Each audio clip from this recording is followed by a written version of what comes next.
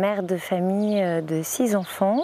Moi j'arrive de région parisienne où j'ai fait mes études d'infirmière et j'ai épousé donc un agriculteur, Sébastien Cautreuil. Donc nous sommes installés ici depuis 26 ans.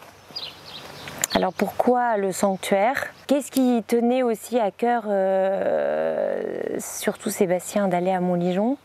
C'est que le frère de sa grand-mère, Monseigneur Pierre Lefebvre, a été recteur de Montligeon pendant quelques années et notamment a développé l'œuvre de Montligeon en Afrique. Et j'ai fini par me proposer au service de la liturgie pour animer les chants, dont Anne Guillaume m'a demandé la première fois d'animer la messe du 15 août. Et là, ça a été, j'avoue, la première messe à Montligeon le 15 août, ça a été un peu un moment de solitude quand même, parce que la basilique était archi pleine. Et je ne m'attendais pas du tout à ce que la basilique soit archi pleine. Donc j'ai été très impressionnée et en même temps je pense que ce jour-là j'ai vraiment été portée parce que honnêtement j'avais jamais animé une messe devant une telle assemblée. Mais c'était très beau. Et après j'ai intégré l'équipe liturgique, donc l'équipe d'animation on va dire liturgique. Et c'est vrai qu'à Montligeon, on se sent vraiment porté parce que je fais ça aussi à Mortagne depuis, parce que Mortagne m'a débauchée aussi. Et c'est vrai qu'on ne ressent pas la même chose quand on anime, c'est pas la même assemblée. Voilà, entre la paroisse et le sanctuaire. Le sanctuaire, c'est vrai que c'est une assemblée essentiellement de pèlerins, de gens qui sont en visite à Montligeon, soit qui découvrent, soit qui sont habitués, soit voilà, ça vient de partout. Et c'est pas toujours évident de choisir un programme parce qu'on ne sait pas forcément quel est le répertoire de l'assemblée. Et c'est pas toujours simple en effet, parfois ça chante pas. Parfois on se sent un peu seul au micro.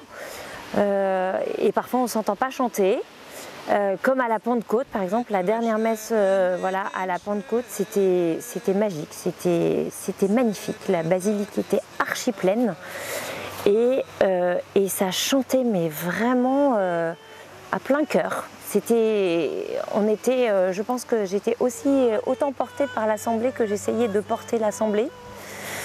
Et voilà, franchement c'était une belle grâce. Je pense que ça a été une des plus belles messes que j'ai pu animer à Montligeon.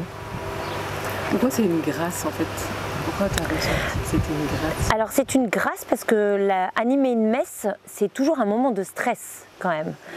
Et c'est la préparation. Voilà, en fait, j'avoue que j'ai toujours un peu un stress jusqu'au psaume. Les gens nous écoutent surtout, puisque le psaume est une prière, et du coup on a la pression de pas se planter en fait, de pas chanter faux.